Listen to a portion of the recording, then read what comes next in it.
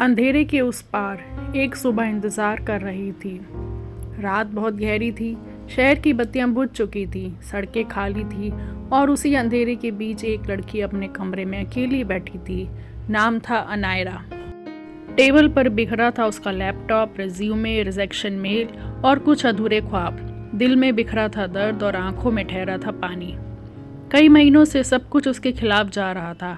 Exam clear नहीं हुए, interview में रिजेक्ट, दोस्त अपनी अपनी ज़िंदगी में आगे और घर वालों की नज़रें, तुम कब कुछ करोगी। उस रात उसे लगा शायद मेरी ज़िंदगी का कोई मतलब ही नहीं है। वह उठी, खिड़की खोली, ठंडी हवा आई और उसके साथ एक सवाल, क्या सच में यही अंत है। वह ज़मीन पर बैठ गई, सिर घुटनों पर टिकाया। भगवान, आप मेरे साथ ही ऐसा क्यों करते हो, ये कहते हुए टूट कर रो पड़ी। परिचय, एक अजनबी की दस्तक। आंसू अभी सूखे भी नहीं थे कि दरवाजे पर दस्तक हुई। वह चौंक गई। इस वक्त सामने पड़ोस में रहने वाली 65 साल की अम्मा खड़ी थी। सफ़ेद बाल, चेहरे पर झुर्रियाँ, लेकिन मुस्कान बेहद शांत। उन्होंने पूछा, बेटा तुम्हारी लाइट देर से जल रही थी, सब ठीक है ना। अनायरा झूठ नहीं बोल पाई। अम्मा, लगता है ज़िंदगी में कुछ नहीं बचा, सब खत्म हो रहा है। अम्मा धीरे से कमरे में आई, उसके पास बैठी और बोली, बेटा जो खत्म लगता है ना, वही तो असल में एक नया शुरुआत होता है। अनायरा चुप थी। अम्मा बोलती रहीं, तुम्हें लगता है तुम्हारा दर्द सबसे बड़ा है, आओ मेरी कहानी सुनो। अम्मा की कहानी, दर्द के बीच जीवन।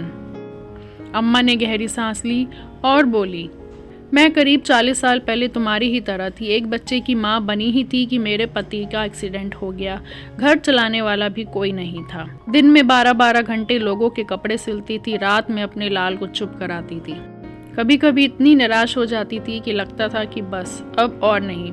लेकिन एक दिन मैंने देखा कि मेरा बेटा मेरी साड़ी पकड़कर कह रहा था कि माँ, कल हम कुछ अच्छा करेंगे। बस वही शब्द मेरी ज़िंदगी बदल गए, क्योंकि उस दिन पहली बार महसूस हुआ कि मुझे टूटने का हक है, लेकिन रुकने का नहीं। आज वही बेटा बड़ा अफसर है और मैं बस यही सीख गई कि अंधेरा कभी भी स्थायी नहीं होता। बच्चा, सुबह हमेशा आती है। अम्मा ने उसके हाथ पकड़े, तुम्हारी सुबह भी आएगी, लेकिन तुम्हें रात काटने का हौसला रखना होगा। अनायरा की आंखों से फिर आंसू बहने लगे, लेकिन इस बार दर्द से नहीं, उम्मीद से। टर्निंग पॉइंट, खुद से किया एक वादा। अगली सुबह सूरज की हल्की किरणें खिड़की से अंदर आई। अनायरा ने पहली बार महसूस किया कि शायद ज़िंदगी उतनी बेकार नहीं जितना कल लग रहा था। उसने छोटे छोटे काम करने का फैसला लिया, जैसे कि रोज़ सुबह 10 मिनट टहलना, रिजेक्शन को फेलियर नहीं, रीडायरेक्शन मानना, जो भी काम मिले उसे पूरी ईमानदारी से करना, खुद से प्यार करना, सोशल मीडिया कम और असली ज़िंदगी ज़्यादा। धीरे धीरे उसकी दुनिया बदलने लगी। पहले वह अपने कमरे से बाहर ही नहीं निकलती थी, अब हर सुबह बाहर हवा खाने जाती। पहले उसे लगने लगा था कि वह किसी काम की नहीं। अब छोटे छोटे लक्ष्य को पूरा कर वह खुश रहने लगी।